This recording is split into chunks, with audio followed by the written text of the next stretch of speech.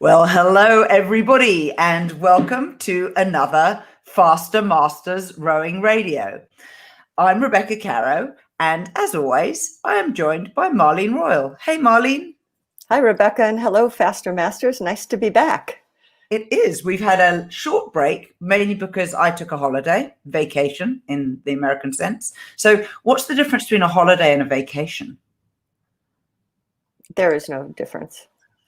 A holiday is like a public holiday like Christmas or Memorial Day. I don't know. I think holiday is a more European expression for vacation, because in Europe, most people say holiday, actually. So I think of it as the same, though I never take them.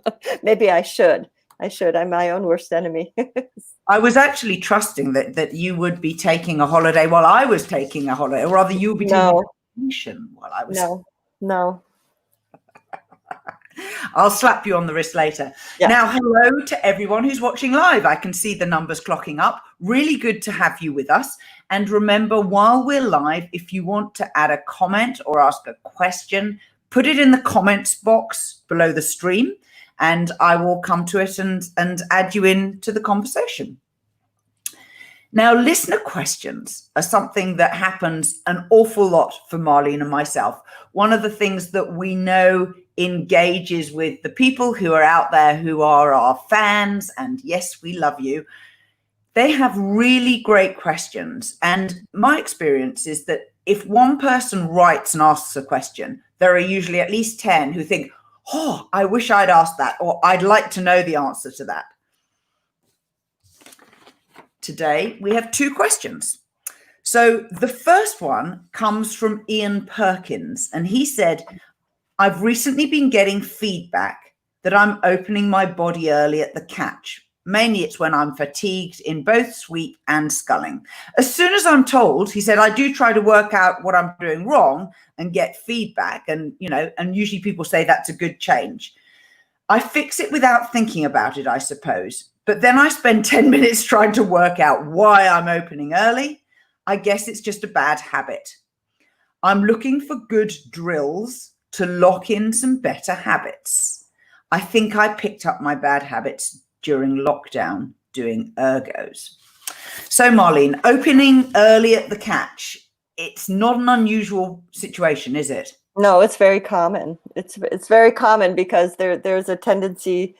Well, first, we're talking about basic muscle sequencing. You want to use your largest group muscles to the next group to the next group. So of course we're looking, our legs, hips, back, body weight, arms, completing the drive phase. But I think what's important to define is that when you initiate the drive, you've got to bring the handle with you. So you have to focus on the connection to the foot stretchers, the feeling to the handle, and staying horizontal. So if you're opening up, you're lifting, you're going to have a vertical motion of the handle versus keeping the handle, which means the blade, horizontal in the water. And if you lift early, you're losing some of your leg drive. Okay, you've missed that part of your leg drive. One of the images that I like to use is drive the knees away from the chest, which is different from lifting the chest away from the knees. So it may be a matter of your orientation, how you're viewing it, but the upper body the body angle has to stay stable until your whole foot is on the foot stretcher. When your whole foot contacts the foot stretcher, you can start to swing. So if you initiate off the balls of your feet, once you get your whole foot down, which should be relatively soon, you can use that as a reference point to start your swing, because then you're sure that you've got your hips going. But remember, you've got to move the handle with you. Yeah, for sure. So one of the things that Ian asks for is drills to help this. And I'm going to suggest a drill which I think is quite useful. It's called legs only rowing. And you need to set it up very carefully so that you don't make the wrong movement. Here's how to do it. Sitting stationary, and if you're in a sweep boat, do this with 2 people at a time and the rest of the crew, or half the crew rowing and half the crew sitting easy. If you're in a sculling boat, you can do it individually, or in the same pattern. The key is to have a stable boat for the first few times you practice this drill. Sit at the finish and carefully and progressively go through the recovery sequence. Arms away, bodies over, half slide. Important to pause there. Make sure that you have definitely got your body rocked over and your arms extended at the half slide position, and then roll all the way into the catch. At this stage, leave your oars feathered on the surface of the water, because the first time you do this, you have to mime the action to make sure you get it right before you square your blade and put it in the water and actually try it doing a real stroke. So miming the action from the catch, you are going to just use your legs. This means that your body needs to be still angled forwards from the hips in the catch position, and your arms are extended straight. And what you're going to do is drive your knees away from your chest until your legs are straight. So you should feel you're still leaning forwards and that your shoulders are forwards of your hips. When you've done that, just roll back up the slide without changing your body angle all the way to the catch and make the same movement again. So your legs are just driving straight and coming back, driving straight and coming back. Do that a couple of times.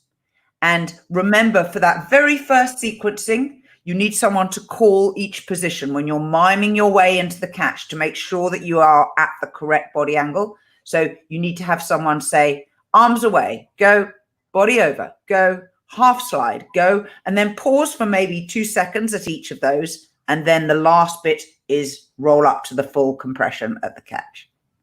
Now square your blade and try to do the same movement and start to move the boat. Do it square blades. Don't try feathering or anything.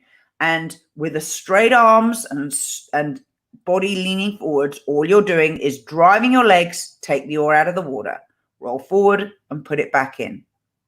If you can do that successfully, try increasing the pressure. And what you're looking for is that feeling of driving the knees away from the chest, getting your heels down so that your feet are flat on the footboard, and then completing the leg drive without changing anything else. And it's quite challenging to do. It is a hard drill. It's a little bit awkward at first, so you have to take your time. You have to take your time, like Rebecca said, when you're first practicing that. But you do have to isolate. It's very important to realize that once you have your body angle set on the recovery, that angle cannot change as your knees are coming up on the recovery and as the knees initiate going down. So you've got to learn how to tune into that. But another thing is to look at your blades. If your blades are going deep, you're lifting. So that's another feedback. If you watch the blade, it's kind of hard to see when you're in full reach position, but that is something that you can also check. I think pause drills are good too. Sorry for that. If you do a pause drill, then you can isolate moving into the entry position with the body set and just focusing on the lower body, and then that's another way to work on that. Good stuff. Andres Carazo has asked us a question saying, I have just purchased the Faster Masters individual program, and he has chosen his goal is to prepare for head races this fall, if it happens. He asks, what would be the best way to start the program? Should I wait until the start of next month, because the program, of course, is monthly, or should I just go ahead and start with the head race module? I say just start. Yeah, exactly. Repeat. We've got like 8 days left of this month. Just repeat the first week. It won't do you any harm, and you'll get familiar with the workouts. Mm-hmm. Now, just a reminder for people who haven't done it, when you buy our individual course, it comes in two parts. There is a separate training program for people who are training for 1K races, and a different one for people who are training for long distance races. And bearing in mind the different hemispheres, as most of our regular listeners know, I live in the Southern Hemisphere and Marlene lives in the Northern Hemisphere. And we know that race dates vary by country. And obviously you might be prioritizing a race that's in November, and I might be prioritizing one that's right at the beginning of October. So you have the choice when you buy the program, you get both modules, and you can do whichever one suits your personal goals. Now, he makes one other point in his question. In order to individualize the training program, we recommend that you do what we call a 20-minute erg test. It's all explained when you buy the overall service, and it's one of the permanent modules. It's always there. It's free. You get it when you sign up, and you can then do that test at any time. But the point of the test is in order to make our training program individual to you. You have to do the test, and then it explains how to adapt and adjust the training program to suit your individual needs. And this is really important because in the same way that someone who's 27 and is a master and someone who is 67 is a master, they can't possibly be expected to achieve the same workout results. This is a really important part of our service, and particularly why, as masters specialist coaches, it demonstrates that we really understand masters. Well, for Andreas, what he can do is, he also mentions he doesn't have an erg, but if he's training for head races and he's doing it on the water, now we use the 20-minute erg test as a way to customize your performance paces when you're training on the erg. Now, if you're on the water, there's another way to approach that. You can set your training paces. This is going to give you your target splits or a zone of target splits. You can do that on the water with the same method using your 20-minute trial. You absolutely can do that. We do practice trials in the program. But the thing that's going to be a little bit different on the water is it depends on your conditions. And, as we know, the erg is sort of a stable environment. It's a good way for you to get a read on your fitness is doing the 20-minute trial on the erg, because that's going to give you a consistent thing like, oh, I'm a little bit faster this month, or how much did I improve? However, you can do it on the water, and you can calculate your splits the same way on the water. The other way is just work by stroke rate. The stroke rates that are listed in with the program are defined for singles or small boats, and there's stroke rates defined for big boats, which would be 8s and 4s. Small boats would be singles, pairs, doubles, because we do have teams who follow the program. So you can use the stroke rates we identify for the small boats.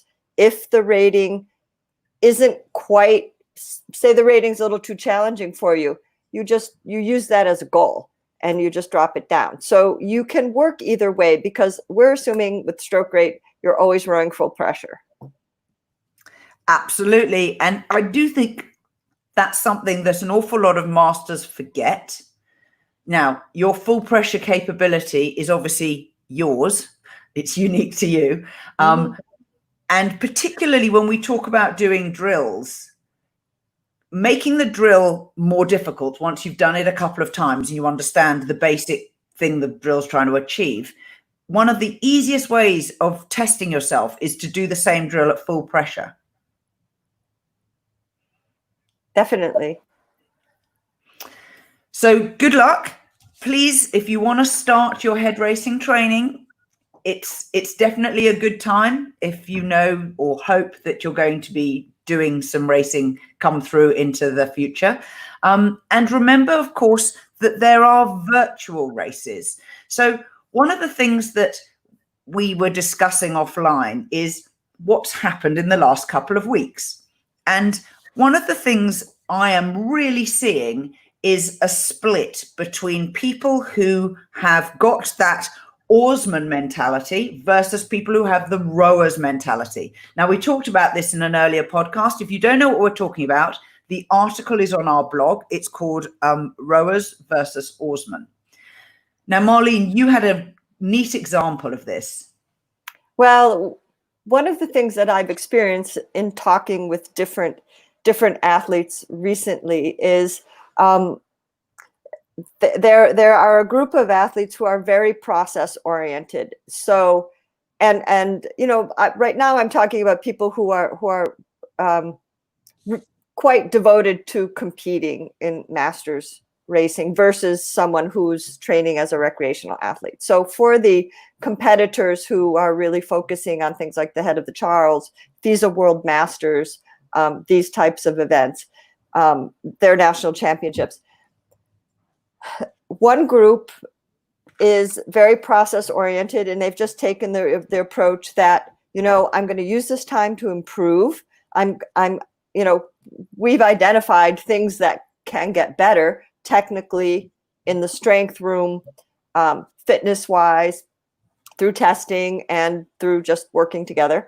But you know, that group of athletes is just like, you know, they're training. There's no interruption. They're seizing the moment to use this for improvement.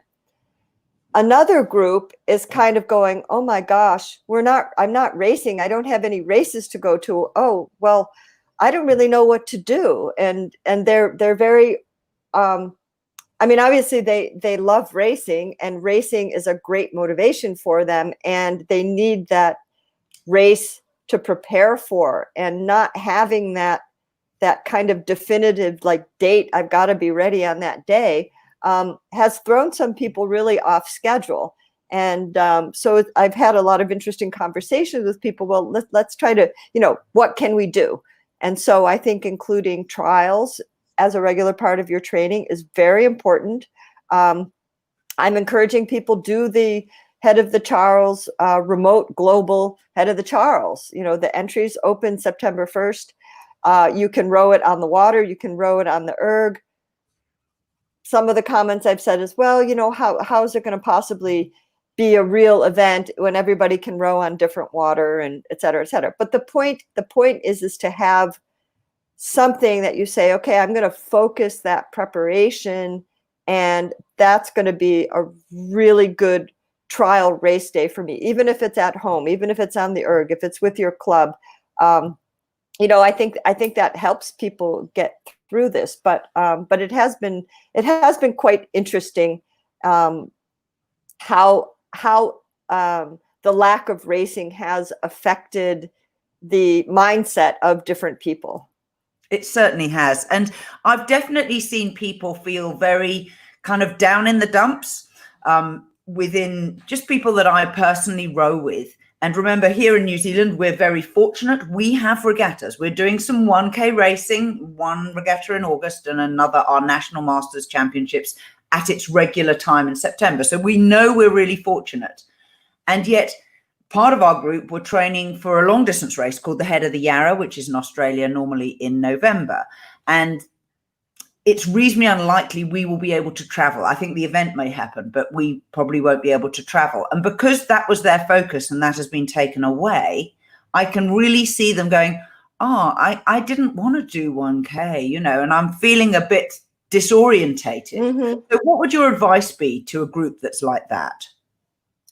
Well, I would say getting any racing, if you're very race oriented this way, I think getting any racing experience is going to benefit you. Who cares what it's 500 meters, 1,000 meters, you're going to get better. I mean, the experience always helps you, and you don't have to necessarily like it to be good at it. It doesn't have to be your favorite thing, but you can approach it as just a way of improving your race mentality. You might learn something going to a 1K race. Maybe it'll just satisfy that need to get to a regatta. I mean, face it, everybody loves going to regattas because you see your friends, you have a good time. It's as much off the water as it is on the water. And I do think that's what people miss. And I know my own experience as a coach, I was really feeling very odd that I have not been on the water coaching for such a long time, because I normally coach down in the Sarasota area in April and May. I go to Craftsbury through the summer every month for some period of time. All the travel's been canceled. All the season has been canceled. So when my little club started here, we have a very fledgling little club here. When we started July 1st and I got on the water and I've got like my first 2 groups, it just felt so good to get on the water and like coach live in person. And and that was kind of an interesting experience, because you realize how much you need that balance, because I do so much remote coaching and we do so much online work, but having that live work on the water creates a very important balance. And I think racing perhaps plays that role for other people too. It creates the balance from training. It gives you something, it gives you another outlet. It gives you something to look forward to. So, again, organizing scrimmages, I would go do the 1K races if you don't think you're going to have your fall race, because it's only going to help your training. And don't forget, the Head of the Charles is not the only event. If you go to the website and Facebook group called Rose and All, or you want to do the NK Summer Series, which is on the Nelson Kellerman website, all great events coming up with regular horizons. So you can do as many or as few as you want. Now, drills for the entry is our big topic for today. I know we didn't reveal this in advance, because Marlene and I like to keep you listening. So we like to sort of reveal what's going on. A lot of people find the entry, the point where we place the blade in the water, actually to be a really challenging thing. And it's one of those points in the stroke where, unlike other parts of the stroke, you can come back to it over and over, regardless of how skilled or how long you've been rowing or how experienced a rower you are. I always feel it's something that you can always pay more attention there. So Marlene, kick us off. What's your number 1 drill for the entry? Well, I'll give you 2. I have to. Well, one thing I would say, and this is very simple, is practice sitting up at the top of the slide in the position, with your blades buried, top of the slide, as if you've just placed the water, and work on your positioning, work on getting comfortable there in the boat, be able to sit up at the entry at the top of the slide with the blades in the water, with your posture, keeping your sit bones balanced on the seat, keeping your weight equal in your riggers so your riggers are stable. And just this stationary act of being comfortable up at that part of the stroke is very, very important. You go there every single stroke. So that's one drill that I like, that I think is very, very important. It's just developing comfort up at that part of the stroke. Another drill that I like is what I call a catch drill. And I use the word catch a little bit differently than other people do, because I define the entry as when the blade breaks the water. If you want to think of the catch in the traditional terms, I would think of that more when your blade is full and loaded. That's kind of, I would define these 2 things. However, what I call the catch drill is to help not initiate the drive before the blade is buried. And this is an extremely difficult thing to do in rowing. We know that oftentimes people start to move their handles before their blade is set. So to let the blade be set, I actually do an exercise where you come up, and I do this while I'm rowing. and it's really good to do in team boats. You can do it by fours. You can do it with a 4 rowing, do it 1 pair, but come up, do it slowly. You need the boat to be in motion. Doesn't have to be fast.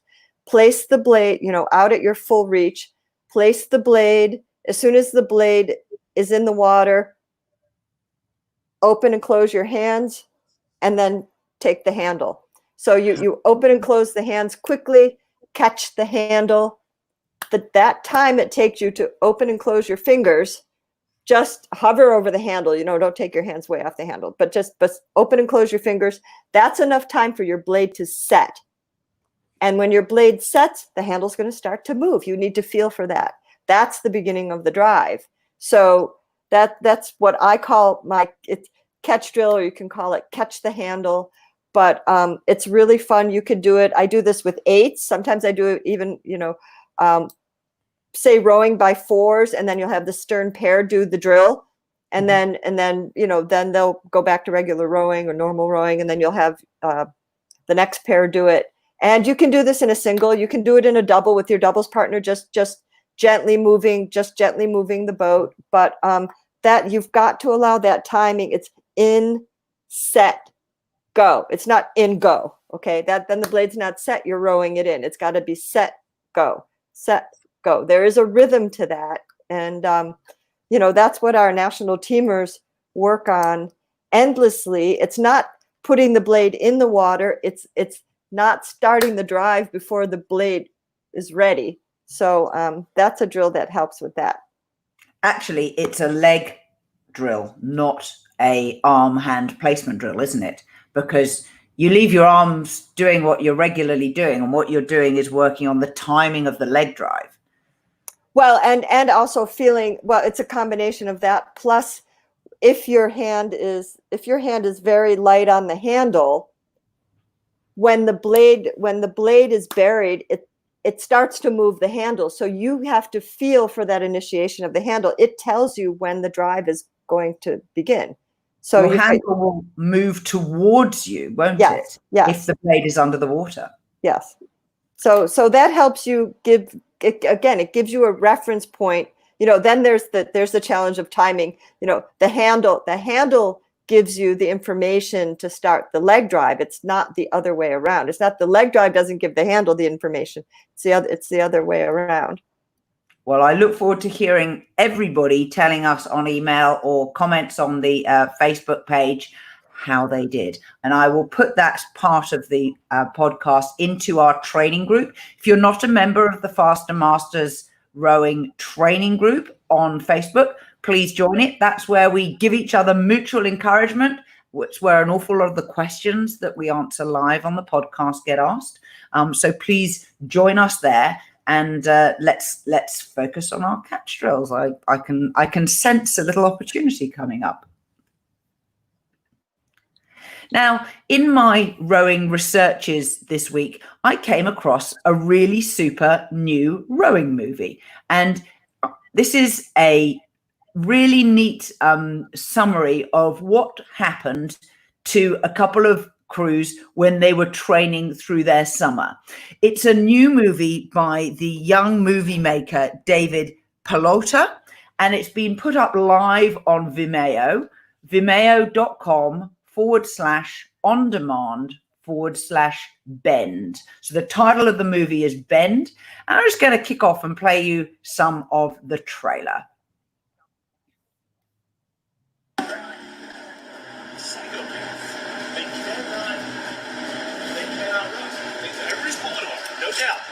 But they can't race, and I gotta find out who that is. I want to find the guys that always find their way into a losing boat.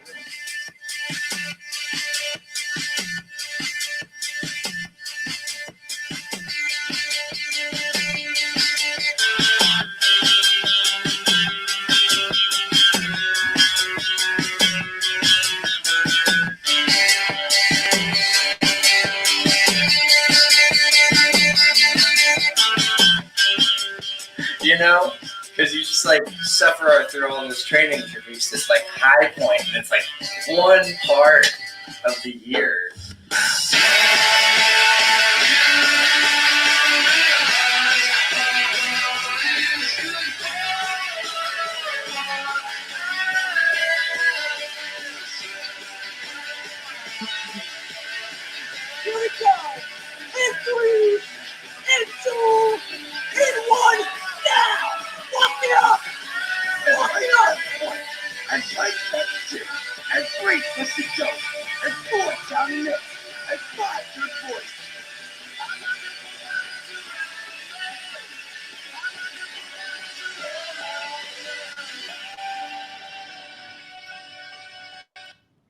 So there we go. Fun rowing movie.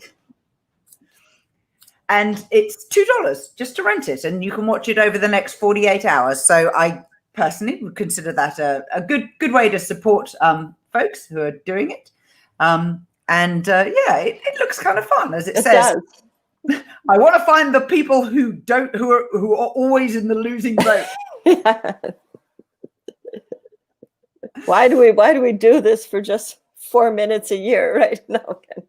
Exactly. And of course, for those of you who are in the US, and you'll have to go watch the trailer yourself if you're listening on audio only, but there were some great shots there of some very well-known rowing courses. Marlene, I'm guessing you spotted the Powerhouse Strait in there? Yeah, quite easily, yes. Under the BU Bridge.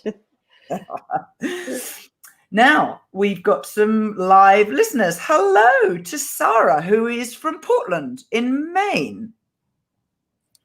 Awesome. Hi, Sarah. Nice to see you online with us. And we then have a little response here from some of our earlier discussion about doing local scrimmages. Cici Aguda is saying that the Rocky Mountain Rowing Club is having monthly 1K race weekends, and people around the country are joining in.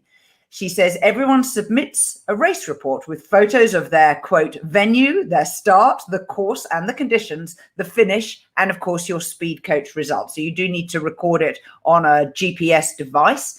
And they have a Zoom meeting after and before to recap. She says there are no medals or prizes or cost. It's just fun.